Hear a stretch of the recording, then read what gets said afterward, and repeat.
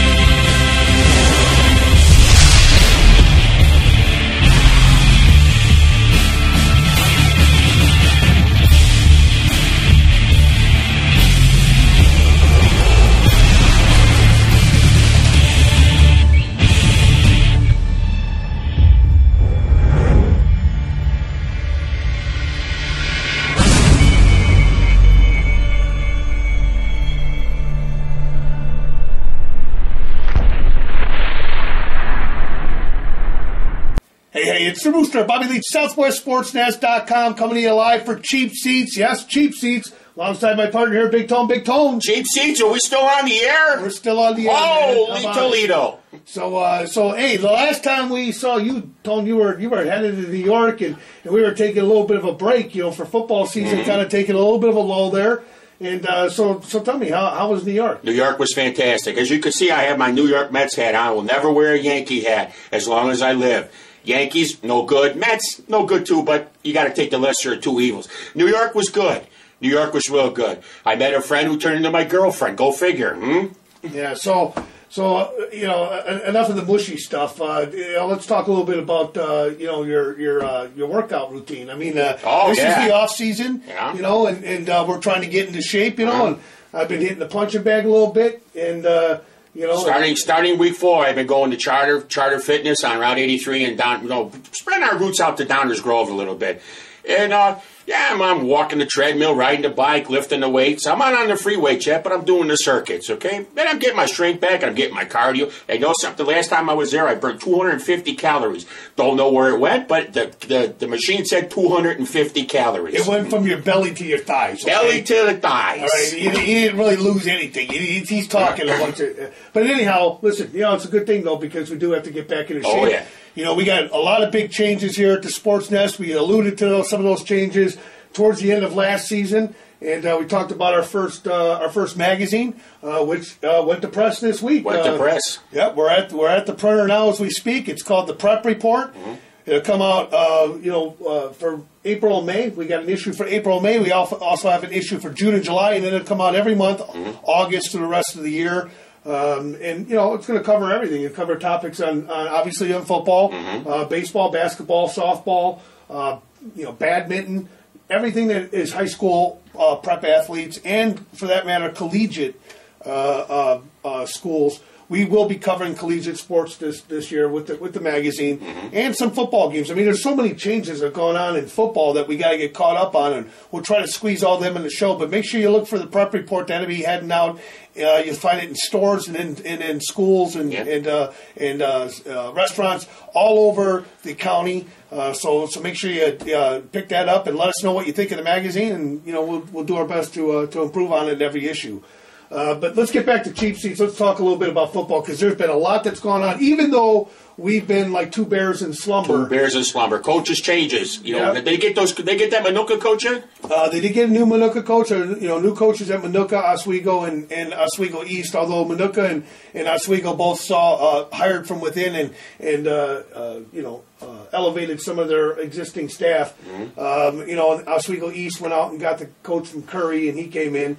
But some of the biggest news, more recent news that we should be probably talking about is, one of our favorite guys at Joliet Central, Mike Maloney's gone. Oh man!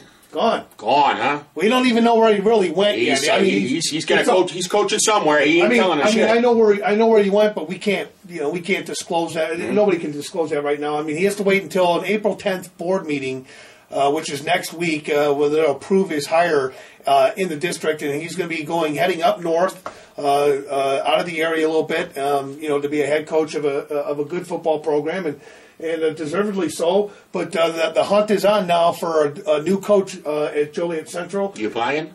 No. Well, too much on the plate. Okay. No, too much on the plate. I trust me. If I could, listen. If Chris Owens is out there, he's the athletic director for both schools. If Chris Olson's out there and he's watching this, I'll take the job. I'm a 6-figure guy, though.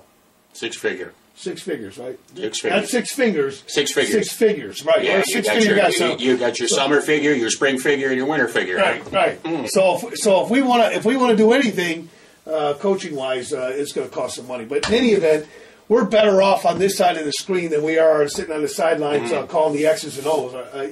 I don't know that Joliet, hot dogs and cheeseburgers. I don't know. I could be bought easy.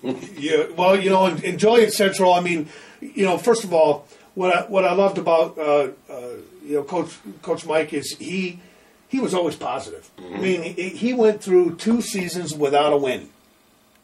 0-18. The man had 9 freshmen and 9 sophomores on his team, And he never ducked us. He never ducked the media. Nope. He never tried to make excuses. He never, he just did his job. He was teaching these kids football and got them in the weight room. And I think they're going to be a better football team. I think he set a good foundation at the high school. And certainly moving forward, anytime a Class 8A school comes up, a coaching job in Class 8A, it's going to pique interest. So we don't even know who's applied for it. I'm sure everybody internally, has applied for it, but I guarantee you that there's going to be some coaches out there in the state that are going to look at this and say, hey, Joliet Central, it's a county seat, big school, brand new facility, beautiful turf field, Class 8A, why not? And one of the best football conferences in the state as far as competitive wise. If you want to win and you can win, winning in that conference is going to be tough. Yeah. Well, with your Lincoln Ways and your Bolley-Brooks and Lockports and the rest of them, it's going to be tough. So I think, football this year, you got some rule changes that came out. We talked about some of those rule changes in our last Cheap Seats. But here we are. We're getting really close to, to that summer football season. We're, early May here, so we've got a couple of months, and then all of a sudden you're going to find yourself on a football field sometime in mid-June for a camp, getting ready, preparing yourselves for 7-on-7s. And in the meantime, we're going to be doing a few things here at the Sports Nest. We will be inviting out quarterbacks and receivers from area teams that we cover, get them out on the field and just get them to toss the ball around a little bit and put them through some of our own drills and just kind of get an idea of where they are, how they stack up against each other. And I'm sure it'll be a great time for everybody, all the quarterbacks and receivers, they get to see other guys, and it's just going to be a great effort for both of us. But another big thing that's going on this season is we heard through the grapevine that Coach Belskis is retiring. Coach Belskis is retiring. At Downers Grove South after I don't know, 20 plus years as the head football coach there, state championships in tow, and some very great players and very great teams over the years. And if this is going to be his last year, and we'll find that out in an interview that we hope to get with Coach Belskis here for the next issue in the magazine, which will come out right around the first week of June, and that'll be issue number 2. But what I'd like to know is what some of his best memories were. I mean, anytime you ask a coach, what do you remember the most of? You got to think, hey, they're going to pick out things that probably the media guys won't even remember. His roads to the state championship. Right, and some great players and some tragic stories, and just I guess when you spend 2 decades or plus, at a facility, at a football team. Not only does their colors rub off on you and you end up bleeding not red, but whatever color it is that you're putting on the field for the day. But, I would also think that there are some special players, special relationships that have carried on. Yeah. I mean, I you and I both know, I mean, we have players now that are in their 30s. Yeah. that we've known. We know guys that we coach that are in their early 20s now. They're becoming men, and we're thinking, my God, And they still like us. And they still like us, yeah. Well, they like you. Well, I don't know about me. Well, I'm the happy one. Yeah, he's the happy-go-lucky one. I'm the SOB on the sidelines yelling out. I got a side note to Coach Balkis. Coach Balkis, as you can see from behind us, we have all the Roosters representation from his teams. I have no Downers Grove South helmet or no Downers Grove South from my team. From no Downers Grove South. You're my number one guy, Coach Balkis. Okay, I'm going to be there at about 90% of your games, riding the road to retirement with you. We need a helmet or we need a jersey. Well, I need some representation, please. Okay, back to you. Yeah, go ahead, give me the helmet back there. I want to give a quick shout out. There you go, Plainfield East helmet. Plainfield East. First of all,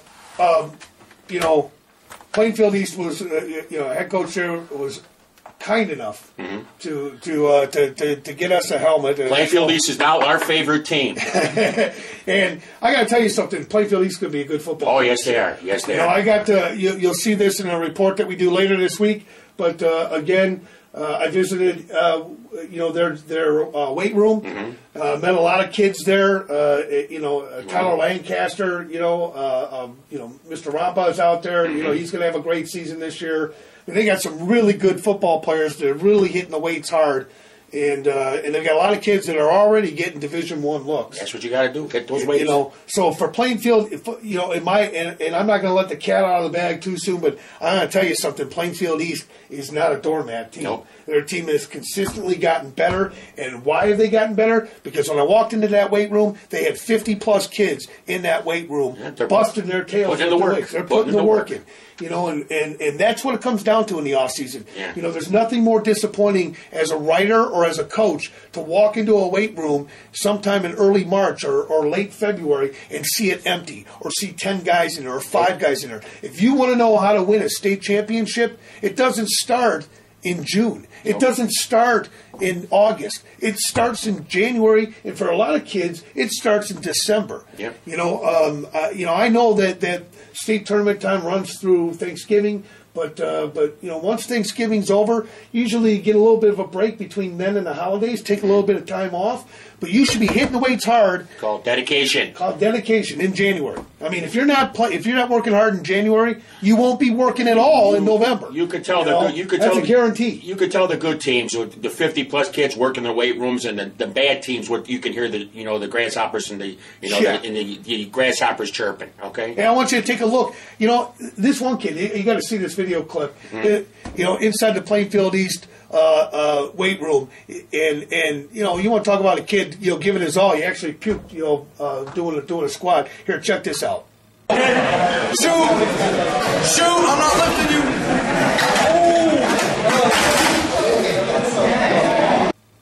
So what do you think, Tone? I mean that was kind of. I hope somebody got a mop. Yeah, but the bottom line is though the kid. That's the kind of work that you like to see as a coach, just somebody that's dedicated. We look forward to a great year. That year for us is going to start at the end of this month. We'll officially kick off our football campaign. We are going to be putting up some interviews throughout the month with different teams from the area. I'm going to go out and see Providence Catholic and see what they got. I mean, they had a good run last year. Obviously Plainfield East will have up on the air this week. Get out to Lincoln Way and get out to Lincoln Way East, Downers Grove, Montini. Montini. Get out there. We're gonna be seeing a lot of people, and so look out for us. Remember, if you have any questions, comments, quotes, you like us, you don't like us, right below us. Say something, because we got a lot of the stuff from the SPC report. We love the SPC report, but we like comments on our show, too. The SPC report, another one, Dennis Nelson, he'll be joining us this year.